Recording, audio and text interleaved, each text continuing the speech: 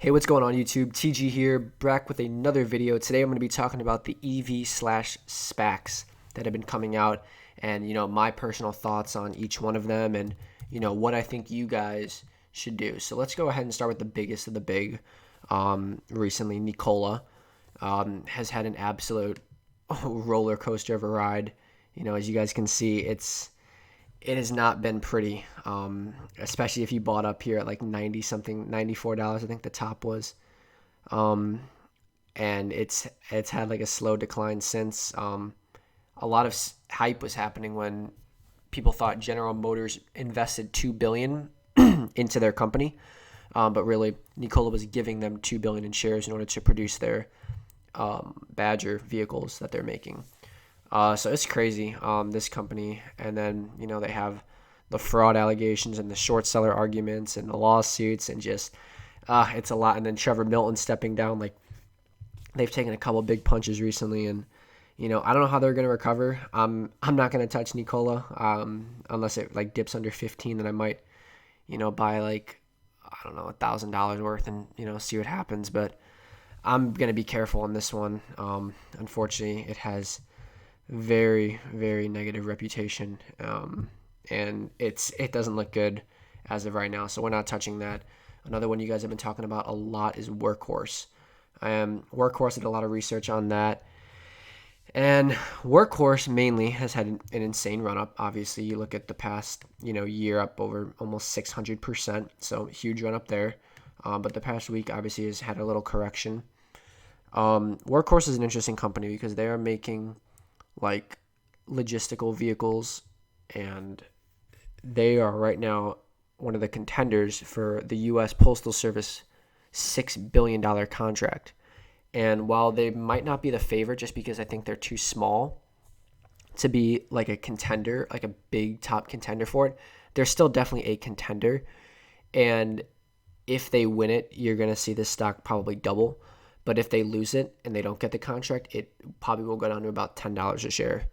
And, you have to be careful about this. Like, yeah, you're risking a lot, but you could also make a lot. And, they're producing vehicles and stuff. So that's always a good thing.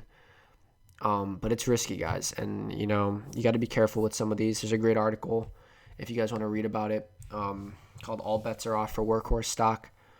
And it talks really about it, and it also talks about Lordstone Motors, which another one we're going to be talking about. But basically, like it says, like, this post office contract is a catalyst to it, and it's huge. If they get it, like so huge, but if they don't, it could be take a huge hit. But yeah, I mean, it's going to be interesting to see what happens with it.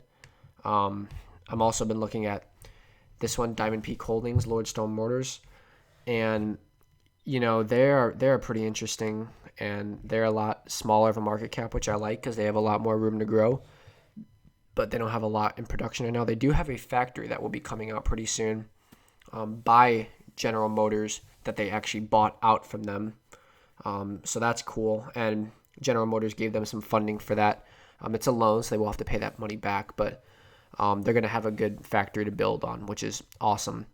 So they're going to be putting out cars, which is why, honestly, I like this. I really like Diamond Peak Holdings, and I feel like, it has had a little bit of a hit. I do want to see it go down under 20 probably for me to have it be attractive for me to buy it, just because I'm trying to make the safest possible play, and actually did go under today.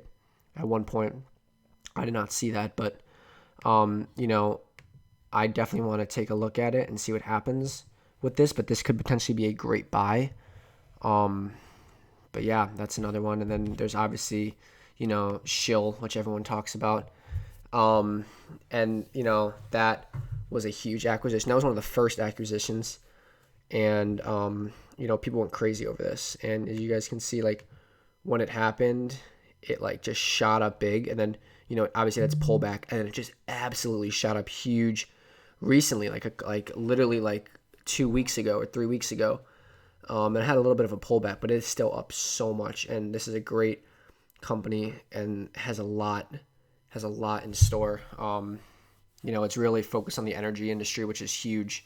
So, It'll be interesting to see these SPACs and what they do. And, there's a lot more. Spartan Energy, which I like, just the name of it. I don't know much about the company per se, but, also another thing with under $1 billion market cap, which is pretty cool to see. But like same thing, like literally these things get listed and then it just, bam, it just pops up huge and then has a pullback and then goes up again and then has a pullback. So we could potentially see another big boom, or maybe this could be the EV bubble that people have been talking about. But, it's something to definitely see. And, we're going to have to see what happens with all these. But I'm interested to see, if Workhorse is going to get that postal contract, if Nikola is going to end up having an insane recovery. There's a lot on the line. Personally, I like Tesla. I feel like Tesla's, the most established one and has the best rep and all that. But, anything can happen, especially with these smaller market cap stocks. I think it's definitely worth something to put a little bit in there, Obviously, prepare to lose that money in case it doesn't work out. But, hey, you could potentially double your money on that. So, just something to do. But definitely take a look at it and see what you guys are comfortable with. Obviously, don't do something that you're not comfortable with, and don't put in money to one of these companies you're not comfortable losing, because it could easily happen when you lose this money.